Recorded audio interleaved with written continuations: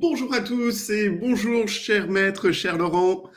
Comment ça va Cher Laurent? Eric, quel plaisir. Bonjour à tous, heureux de vous retrouver. Effectivement, on se retrouve aujourd'hui pour une émission un petit peu exceptionnelle par son format pardon, sur Crédit TV, donc la première chaîne Info Crédit de France. On poursuit en fait notre analyse du sujet qui préoccupe bien sûr les IOBSP, c'est celui de la réforme du courtage. Alors Laurent, justement, parle-nous du format de cette émission.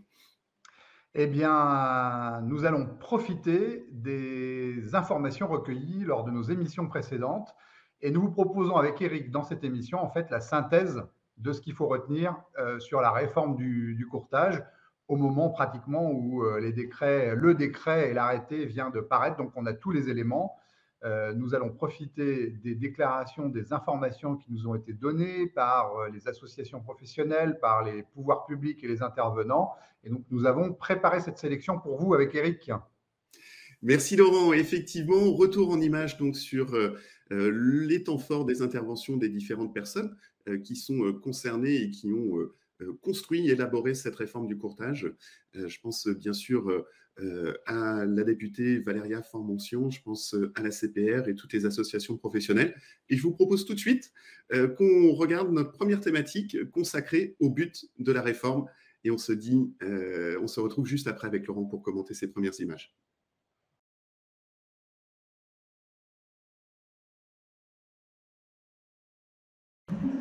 C'est une réflexion qui a été menée pour le coup au côté Trésor avec l'ensemble de la profession au moment de la transposition de la réforme BDA où il était apparemment évident qu'il manquait des éléments d'organisation pour permettre justement à l'ensemble des courtiers présents sur le marché, qu'il s'agisse des courtiers en assurance, en crédit, de cellules qui leur permettraient de mieux digérer l'ensemble des réglementations qui commençaient à devenir assez complexes à mettre en œuvre quand on est courtier, isolé ou même si on n'était pas isolé. Je ne suis pas aussi tranchée sur le côté bon ou pas bon.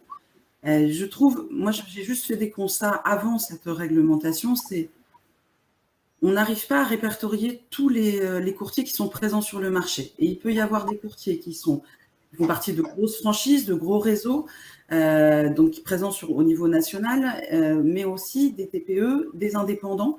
Et en fait, on a du mal à tous les rencontrer, à cartographier en fait le monde du courtage crédit. Donc peut-être que cette réglementation va pouvoir permettre cette cartographie et de pouvoir accompagner, alors que ce soit la CNCF Crédit, les autres associations ou des syndicats, accompagner les courtiers qui en ont besoin et on va pouvoir les nommer. Enfin voilà, moi ça je trouve ça intéressant. Je trouve ça intéressant aussi parce que ça va nous permettre d'avoir un lien peut-être plus ténu avec la CPR, avec qui le dialogue est parfois pas évident. Je ne veux pas dire qu'il est inexistant, il n'est pas évident. Ces associations qui elles-mêmes négocier avec nous et discuter avec nous de la façon d'appliquer ces réglementations, qui encore une fois sont des réglementations d'une part européenne, donc on n'a pas beaucoup de marge de manœuvre, et en plus sur des préoccupations qu'on partage tous en protection du consommateur. On trouve que DDA est plutôt une directive qui est plutôt saluée par les professionnels, par son équilibre en la matière. Pas des choses fondamentalement contestées, besoin de se former, que ce soit 7 heures de formation, que ce soit 15 heures de formation, des choses légitimes. Donc il n'y a pas vraiment de sujet de fond, bien au contraire, et finalement un sujet d'opérationnalité. Comment on rend les choses opérationnelles, comment on accompagne les professionnels, sachant que... Alors, on le voit au travers de ces trois extraits, les origines de la réforme, en tout cas telles que nous le relate la députée Valéria Faure-Monsion, c'est effectivement, ça trouve tout ça son origine dans la transposition de la directive européenne, la fameuse directive DDA. Et l'objectif, l'un des objectifs premiers finalement, c'est d'aider à respecter la réglementation. Et d'ailleurs, Lionel Corr de la CPR indique que tout se fait dans le cadre d'échanges et de discussions avec les associations. Et ce que je relève aussi, c'est dans l'intervention de Christelle Molin-Mabille, dont la présidente de la CNCF Crédit. Elle dit quelque chose que je trouve très intéressant, et Laurent, tu vas sans doute nous donner ton avis par rapport à cela, c'est ce besoin finalement de cartographier notre métier, parce que finalement aujourd'hui, on ne sait pas combien exactement d'IOBSP exercent cette profession, ni comment, entre les structures indépendantes, les acteurs que je qualifierais entre guillemets d'industriels, etc., etc. Oui, Eric, c'est juste. Alors là, on termine donc la compréhension des buts de cette nouvelle législation. Réforme du courtage, le mot est complètement excessif et inapproprié, il n'y a pas de réforme. Autorégulation, co-régulation, les mots sont inappropriés, il n'y a pas d'autorégulation, il n'y a pas non plus de co-régulation. Donc clairement, on est dans un texte qui est assez plat, avec des ambitions qui sont vraiment très, très peu épaisses. On peut parler de retouche du courtage éventuellement, si on a un goût pour la couture. Moi, je relève ce qui a été dit. Il manquerait des éléments d'organisation, on ne sait pas ce que ça veut dire. Il faudrait digérer la réglementation. Qu'est-ce que ça veut dire, digérer la réglementation, qui serait de plus en plus complexe, comme le bac est tous les ans d'un niveau inférieur. Enfin, tout ça, c'est des généralités. Je relève également dans les propos du Trésor, il n'y a pas de sujet de fond. Pas de sujet de fond. Enfin, voilà. Donc, tout ça est clairement pour dire que cette loi n'a pas de grand but, n'a pas de grand souffle. Et oui, Eric, tu as raison. Pour le coup, vous êtes nombreux à saluer l'intérêt statistique, on l'a entendu, c'est-à-dire la possibilité de mesurer. Pourquoi pas? On peut saluer ça comme un progrès. On n'a pas le même point de vue tous les deux sur cet intérêt. Ce que je dis simplement, c'est que ce n'est pas l'objectif d'une loi que de procéder à des mesures statistiques. Ce n'est pas son objectif. Une loi ne sert pas à faire de la statistique.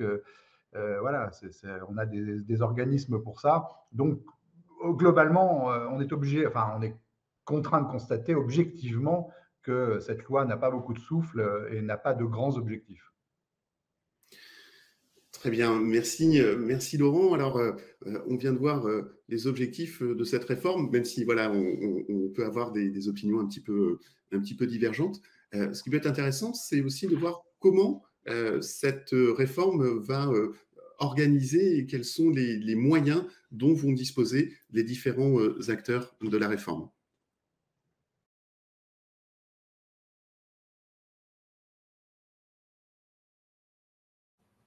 Comment et quand on va savoir si cette réforme est bonne? On va le savoir très rapidement, déjà, lorsqu'on aura recensé au sein de nos différentes associations la totalité des intermédiaires inscrits à l'ORIAS. Donc, je rappelle, sont exclus les mandataires exclusifs ou les mandataires non exclusifs. On parle bien des courtiers en crédit et en assurance et de leurs mandataires. Donc, immédiatement, on va pouvoir faire un état des lieux lorsqu'on aura consolidé l'ensemble des statistiques. Donc, immédiatement, sur ce point, on pourra dire que la réforme est atteinte puisque tout le monde adhérera à une association professionnelle. On a dans l'objectif de cette loi, d'une part, un accompagnement de l'ensemble des intermédiaires dans leur pratique commerciale. Alors, je vous rappelle qu'il s'agit bien d'accompagnement. En aucun cas, les associations seront amenées à contrôler les pratiques commerciales par des visites, par exemple, dans les locaux de son adhérent. Les contrôles se feront sur pièce, sous le secret confidentiel, sous le secret évidemment, mais en aucun cas on ira chez vous, vous contrôler pour voir si le dossier est complet, si vous avez votre mandat, votre FIS ou l'ensemble de la documentation précontractuelle. Donc sur les pratiques commerciales, je pense que ça ne va pas apporter grand-chose, donc on peut mettre un peu ce point de côté. Ensuite, il y a la protection du consommateur. Il est clair qu'aujourd'hui, c'est un des axes majeurs de la Direction générale du Trésor et de la CPR, c'est de protéger le consommateur. Alors, ma question est simple. Est-ce qu'aujourd'hui, en l'état actuel de la réglementation, le consommateur n'est pas assez protégé? Je ne crois pas. Là encore, le travail est bien fait dans l'ensemble de nos officines et on a très peu de plaintes de consommateurs sur des agissements de voyous de l'un ou de l'autre. Les associations à adhésion obligatoire permettront d'accompagner les professionnels et vérifier de manière déclarative, comme vient de le souligner M. Port, de manière déclarative l'ensemble des obligations. Il y a les associations, enfin, on va dire dans une phase d'agrément, ce qui a été dit. Donc c'est vrai qu'on va aller regarder si c'est des nouvelles structures aussi. Enfin, on ne regarde pas la manière de s'organiser ou ce genre de choses-là. Donc on est sur des nouvelles structures qui doivent respecter des nouvelles règles. On a des réglementations qui sont légitimes, qui sont importantes sur le fond, mais finalement, on a une profession qui, parce qu'elle n'est justement pas peu organisée, que les professionnels se sont souvent un peu seuls et pas accompagnés. Finalement, on avait un enjeu d'opérationnalité de tout ça et de mise en œuvre sur le terrain de ces réglementations. Et là, finalement, on avait deux grands types de choix. Trois grands types de choix. Le premier choix, on s'est dit, bon, tant pis. On verra bien. Alors, encore une fois, dans ces extraits, on apprend des choses intéressantes et je voulais juste faire un court propos sur une citation, enfin une phrase de notre ami Géraud Cambournac, donc, qui est le directeur général de la FIB, et qui rappelle que la réforme va concerner, en tout cas s'agissant des IOBSP, uniquement les courtiers et leurs mandataires, mais en aucun cas les mandataires non exclusifs et leurs propres mandataires.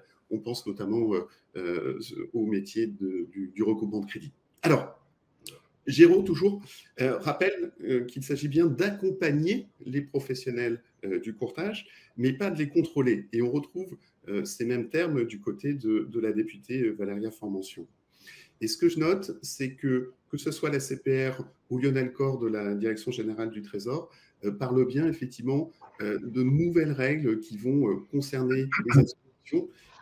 Et on parle même de nouvelles structures associatives, même si on sans doute ce sera dans le prolongement des activités originelles des associations déjà en place. Mais voilà, on entend beaucoup le mot accompagnement et en aucun cas de contrôle effectué par les associations, notamment en matière de pratiques commerciales.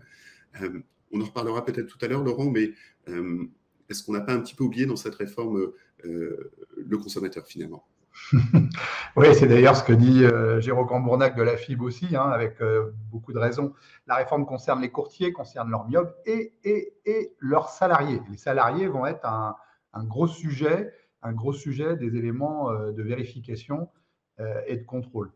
Ce qu'il faut retenir, c'est assez simple, c'est qu'il y a des contrôles de conformité qui vont être supérieurs pour les intermédiaires bancaires, quel que soit le terme qu'on emploie. Il y a un débat sur le terme de contrôle. La législation européenne, notamment la directive DDA2, dans son article 12, interdirait aux associations professionnelles de faire des contrôles. Même cette expression-là est douteuse, mais enfin, c'est l'hypothèse qui est retenue par tout le monde.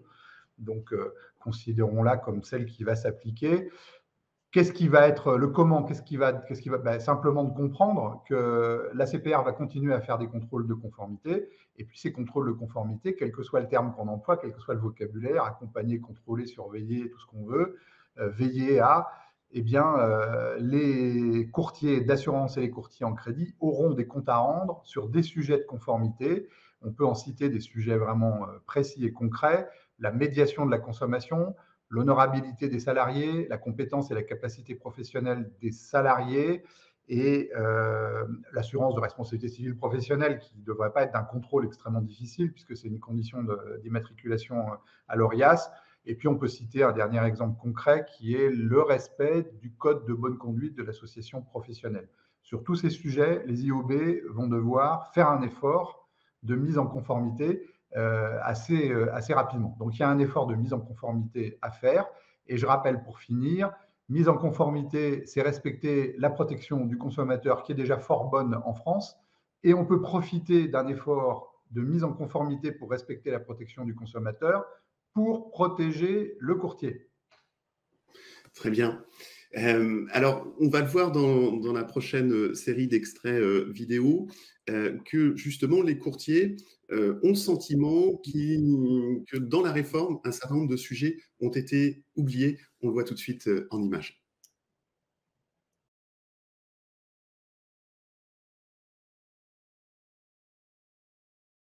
J'attends vraiment beaucoup de choses. En tout cas, on a essayé de mélanger, on a essayé de transposer des régimes qui n'ont rien à voir, qui n'ont pas les mêmes textes, qui n'ont pas les mêmes autorités, dont les autorités n'ont pas les mêmes droits. Et on essaye de faire un petit peu le pot de tout ça. Moi, ce que je vois, c'est que ça va coûter plus cher aux acteurs du marché, que les associations vont être des relais. Et moi, je refuse qu'on soit une délégation de mandat administratif de la CPR. On n'a pas la possibilité au niveau de la DDA.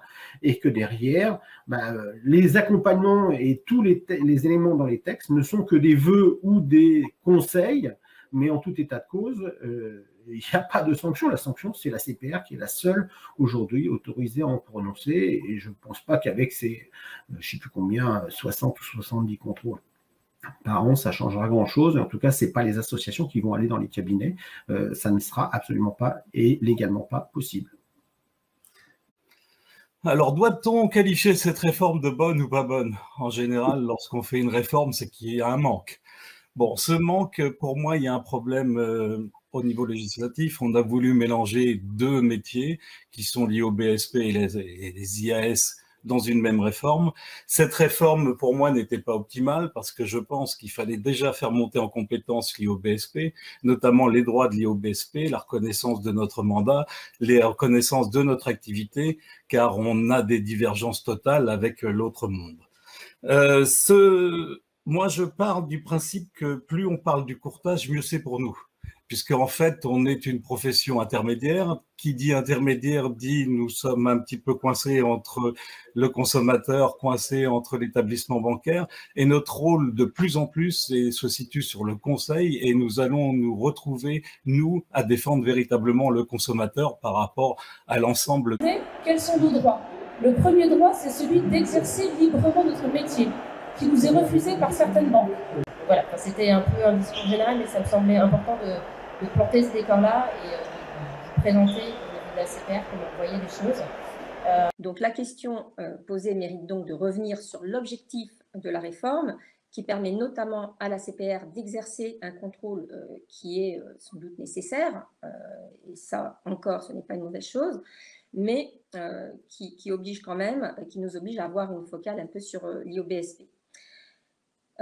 Puisque nous nous trouvons face aux banques et à leur réseau de distribution de crédit qui privilégient donc leur réseau et puis nous écartent quand même petit à petit.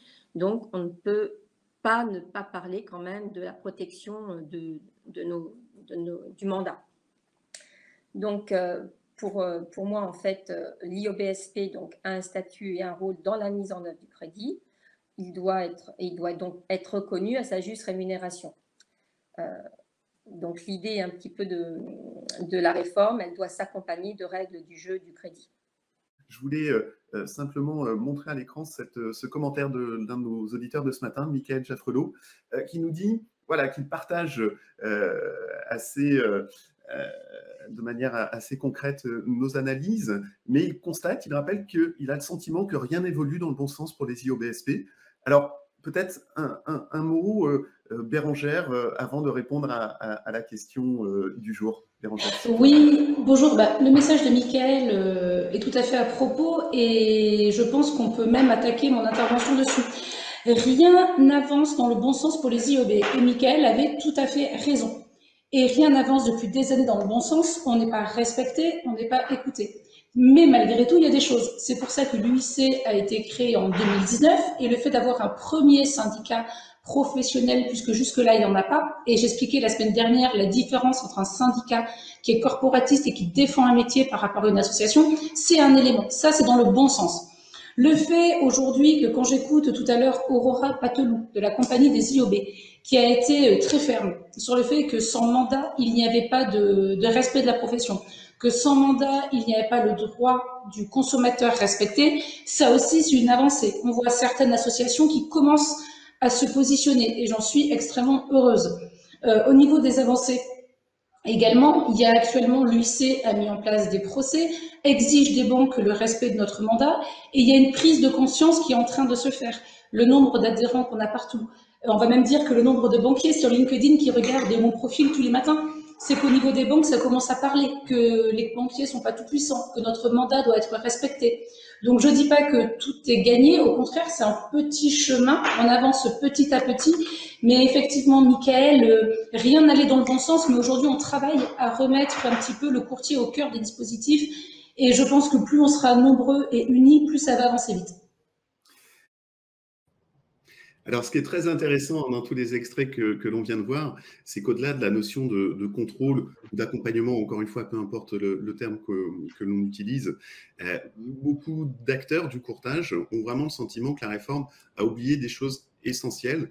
Et si on reprend les termes des différents intervenants qu'on vient d'écouter, on peut parler de liberté d'exercice du métier, de règles du jeu qui n'ont pas finalement été fixées dans cette réforme, et puis le fameux sujet du respect et de la reconnaissance du mandat, ce document contractuel fondamental qui unit le client et le courtier pour la défense des intérêts donc du consommateur. Laurent, effectivement, est-ce que c'est vraiment un grand oubli de la réforme du courtage, ces aspects d'exercice du métier et de liberté contractuelle? Oui, Eric, il y a un caractère assez stupéfiant à voir toute l'énergie législative qui peut être déployée à un moment, et puis des sujets qui sont des sujets importants. Le libre exercice du courtage selon le droit existant. On ne réclame pas des droits nouveaux. On réclame le libre exercice du courtage selon le droit existant, c'est-à-dire la possibilité de soumettre des demandes de crédit de la part d'un consommateur sans détenir de convention de partenariat, puisque la loi n'exige pas cette condition-là pour faire du courtage. 1200 du Code civil, 1984 du Code civil, le contrat de mandat, c'est les bases de la relation de courtage. Et donc, on est vraiment saisi par le fait qu'on a mis en route toute une machinerie législative importante. On l'a dit et on l'a vu ensemble, qui ne s'est pas fixé des objectifs très ambitieux, qui seront au demeurant faciles à appliquer, on l'a dit ensuite. Et puis, ces oublis. Et donc, oui, bien sûr, c'est très juste ce que tu dis, Eric, au premier chef. C'est quelque chose qu'on souligne depuis 2 ans ou 3 ans que les banques ont mis en place cette idée de s'octroyer le droit de refuser d'examiner les demandes de consommateurs au simple motif qu'elles viennent d'un courtier qui n'aurait pas de convention de partenariat. Il y a eu d'autres exemples qui ont été cités, mais ça c'est une omission qui est intolérable. On peut parler sans de grandes difficultés, là encore, de gâchis législatif. Quand on voit qu'on dépense de l'argent public et de l'énergie pour fabriquer une loi et que des choses aussi évidentes que des droits présents ne sont pas mis en œuvre, on peut vraiment parler de gâchis législatif. Alors, quand on avait préparé les différentes émissions dont on vient de voir les extraits, y compris au Salon du Crédit, il nous manquait encore quelques informations. C'était finalement, au-delà de la loi, c'est le décret et l'arrêté qui permettent de vraiment mettre en œuvre cette réforme du courtage. Je vous propose qu'on retrouve un extrait de toi, Laurent, lors de l'une de nos émissions de la matinale.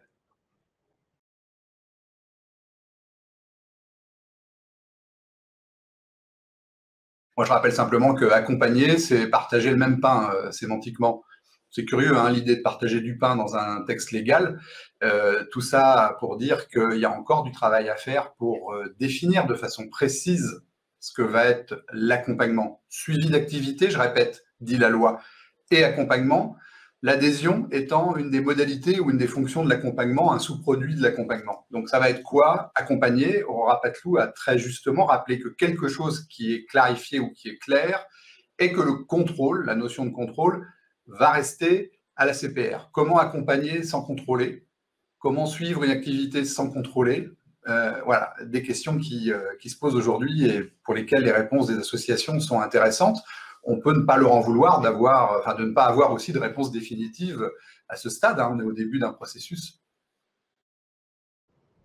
Alors, justement, tu le rappelais, on était au début d'un processus. Là, on arrive finalement à la fin du processus, hein, puisqu'on le rappelle, la réforme entre en vigueur au 1er avril prochain pour les nouvelles inscriptions à l'ORIAS et au 1er janvier 2023, donc au moment du renouvellement, pour tous ceux qui sont déjà oriacés, comme on dit dans le métier. Est-ce que le décret et l'arrêté nous apprennent des choses complémentaires par rapport à la proposition de loi, Laurent?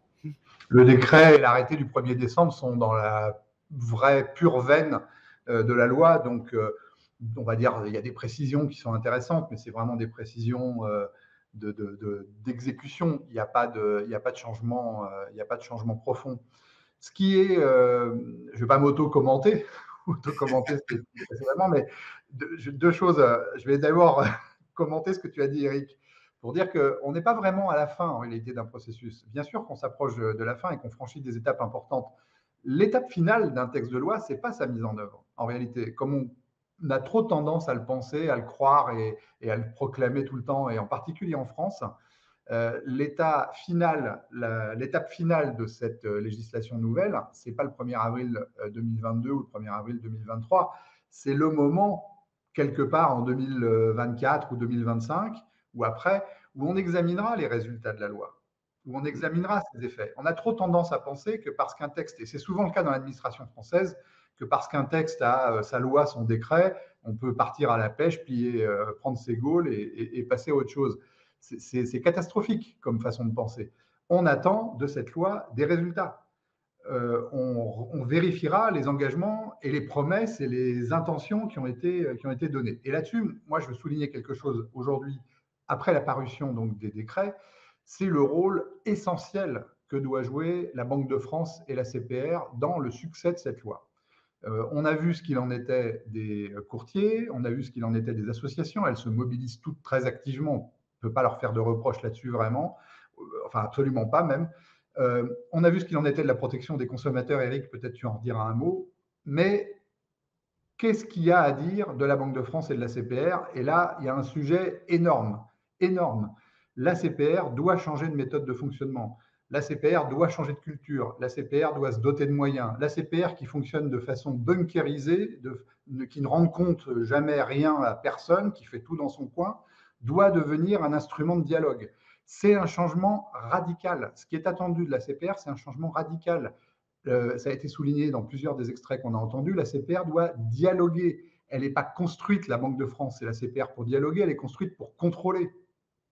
Donc, elle doit faire changer ses méthodes, changer ses modes d'approche. Une association professionnelle agréée, ce n'est pas une banque, c'est une association. Ce n'est pas un truc à objectif commercial, ça ne distribue pas de crédit, ça ne gère pas des fonds propres monumentaux, ça ne fait pas courir un risque systémique. S'il y a des difficultés dans une association, ça ne menacera pas la santé économique de la planète. Donc, ce changement de la CPR, on ne le voit absolument pas, on ne l'entend pas, et quand on pose la question, ça n'est pas répondu. Et beaucoup d'associations s'en plaignent, quelquefois même assez explicitement, avec toute la réserve, évidemment, qu'elles ont, parce qu'elles sont en phase d'être soumises à l'agrément. Donc, moi, j'insiste vraiment énormément là-dessus. Le boulot est fait pour les associations, elles sont en route. Les courtiers, ils savent quoi faire. Les consommateurs sont les grands oubliés de l'affaire. Mais la CPR doit devenir, de façon probante, de façon effective, en rendant des comptes, en étant communicante, en partageant l'information, la CPR doit devenir une entité de dialogue. Alors, si on se résume un petit peu, Laurent, au travers de tous les échanges qu'on a eus avec les différents invités de nos émissions, on peut constater que cette réforme, on l'a dit, elle est peut-être finalement pas assez ambitieuse par rapport en tout cas aux attentes des courtiers et à la notion de protection du consommateur. Mais ce qu'il faut retenir côté intermédiaire, côté IOBSP, c'est que cette réforme, elle va finalement être assez facile à mettre en œuvre puisqu'on connaît justement les nouvelles obligations de contrôle ou d'accompagnement de la part des associations professionnelles. On les rappelle, c'est de s'assurer effectivement que l'intermédiaire bancaire dispose bien d'un service de médiation. C'est de vérifier la capacité professionnelle et l'honorabilité des collaborateurs salariés, puisqu'on le rappelle aujourd'hui, finalement, les salariés ne sont pas déclarés à l'ORIAS, et donc il faut effectivement bien s'assurer qu'ils peuvent exercer le métier. Et puis, il y a le sujet du code de bonne conduite qui devra être élaboré, proposé par chacune des associations professionnelles. Alors, il est un petit peu trop tôt pour savoir ce qu'il y aura dans chacun de ces codes de bonne conduite. On peut imaginer qu'il y aura des choses peut-être plus ou moins contraignantes. Bref, on a hâte aussi de voir ce que vont nous proposer les associations. On rappelle aussi les 4 acteurs de la réforme du courtage. Les courtiers, on vient d'en parler. On voit la réforme sera, encore une fois, assez facile à mettre en œuvre à condition, évidemment, d'anticiper les choses. Mais il s'agit finalement juste que de se conformer à ce qui existe déjà. Les associations, elles font le job, elles sont en train de s'organiser, d'obtenir leur agrément ACPR, et puis on peut imaginer qu'en début d'année, février ou mars au plus tard, on saura exactement quels sont les dispositifs qu'elles proposeront. L'ACPR, tu en as parlé, Laurent, peut-être un peu un changement de paradigme dans la relation avec les différents acteurs. Et effectivement, on peut conclure sur le sujet du client, du consommateur, qui a peut-être été un petit peu oublié c'est le prolongement du sujet des attentes des courtiers. Est-ce qu'il y aura une prochaine réglementation? Est-ce que c'est l'Europe qui va faire évoluer les choses? On verra. On a vu qu'il y avait encore beaucoup d'attentes, hein, on a encore beaucoup de besoins normatifs. Il faudrait qu'on trouve les bons besoins normatifs. On ne va pas les inventorier ici parce que ce n'est pas notre sujet, mais bien sûr que l'intermédiation en opération de banque, on le sent bien, a des besoins législatifs forts, a des besoins normatifs forts, a des besoins de contrôle, notamment des pratiques commerciales des banques. Et c'est un vrai sujet aussi. On ne peut pas parler des courtiers sans dire quelque chose des banques. C'est aussi, les banques sont aussi, et les entreprises d'assurance, les grands absents. Une loi, tu as tout dit, Eric, une loi de retouche du courtage qui peut produire des effets très négatifs si la CPR ne se mobilise pas et ne change pas radicalement de façon de fonctionner. Merci à tous de nous avoir suivis pour cette émission consacrée à la réforme du courtage. Et puis, on se dit à très bientôt. À bientôt, Laurent. Et à bientôt à tous. Passez de très belles fêtes de fin d'année.